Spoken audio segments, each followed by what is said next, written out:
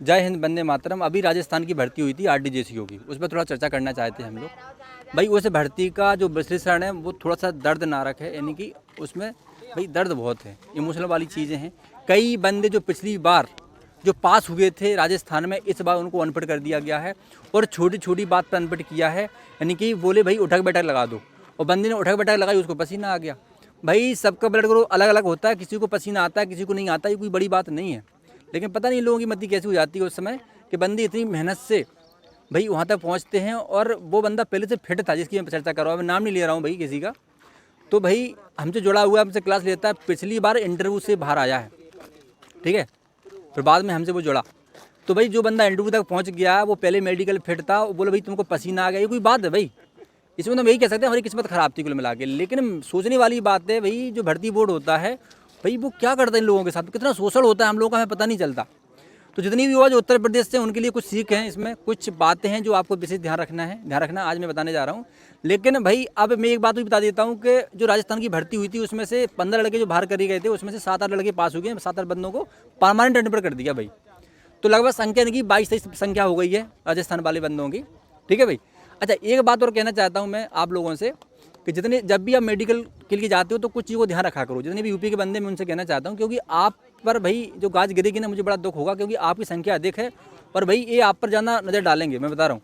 तो जितने भी यूपी के बंदे मैं उनसे कहना चाहता हूँ, जब भी आप मेडिकल के लिए जाओ तो भाई कुछ चीज़ों का विशेष ध्यान रखना है। एक तो सबसे पहले शरीर की साफ़ सफाई प्रॉपर होना चाहिए, ठीक है।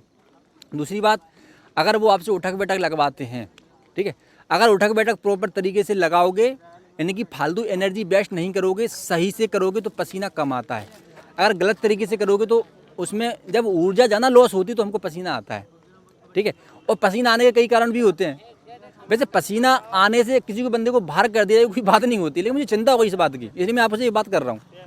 पसीना आता क्यों हमको? जब शरीर का हमारा टेम्परेचर बढ़ता है बाहर से, या अंदर घबराहट हो जाती है, जब घबराहट होती है शरीर में टेम्परेचर बढ़ता है मानसिक रूप से, तो हमको पसीना जाता है। पसीना कूलिंग करने का काम करता है, शरीर को ठंडा करता है। या फिर आप अच्छा रनिंग कर रहे हो, आप डर चुके हो, या आप तेज़ भाग रहे हो, या शारीरिक मेहनत कर रहे हो, तो पसीना आना स्वाभाविक है, क्योंकि उसमें बॉडी गर्म होती है, बॉडी का टेम्परेचर बढ़ता है। तो शरीर का पसीने का एक ही काम होता है कि भाई शरीर का कूलिंग करना, यानी कि बॉडी को कूलिंग करना, ठंडा करना। अगर आप पर पसीना आ चुका है तो कोई बड़ी बात नहीं है। तो गद्दियों में अगर पसीना आ जाए तो अलग बात है भाई, बोल तो शरीर में पसीना आ रहा है, कोई बात है भाई, बंदे को बाहर कर दिया। अगर बंदा ज़्यादा टाइम तक मुट्ठी भी ऐसे बंद कर देगा ना तो भी पसीना आ सकता है। हर किसी का ब्लड ग्रुप अलग अलग होता है, समस्या हो सकती है। अब मैं यूपी के बंदों से कहना चाहता हूँ भाई, ध्यान रखना, जितने भी यूपी के बंदे सब हमारे हृदय में रहते हैं, सब हमसे जुड़े हो गए हैं। हर एक बंदा जो आरडीजीएसी को प्रेमी हैं, वो कहीं ना कहीं वो बुंदेलखंड की प्रेरणा से वो तैयारी कर रहा है।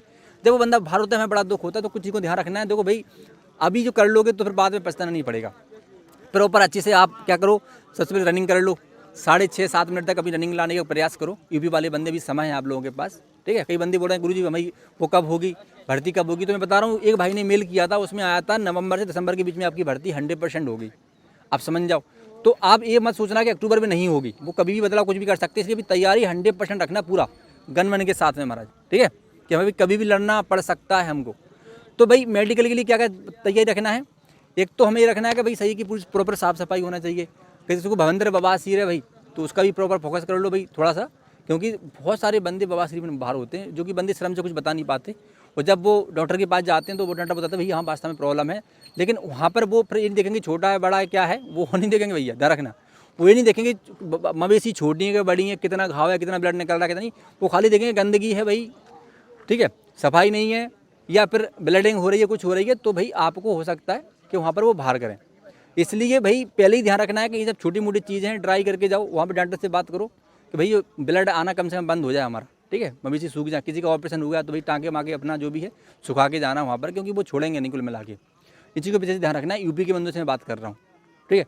और क्या ध्यान रखना है हमको? ये भी ध्यान रखना है कि भाई अगर आपको कोई डाउट है, दिक्कत है, घबराहट होती है, तो किसी सरकारी हॉस्पिटल चले जाओ, वहाँ पर कुछ चीज़ें अपनी चेक करा के आ जाओ। जैसे हाइड्रोसल चेक करा सकते हो आप, ठीक है।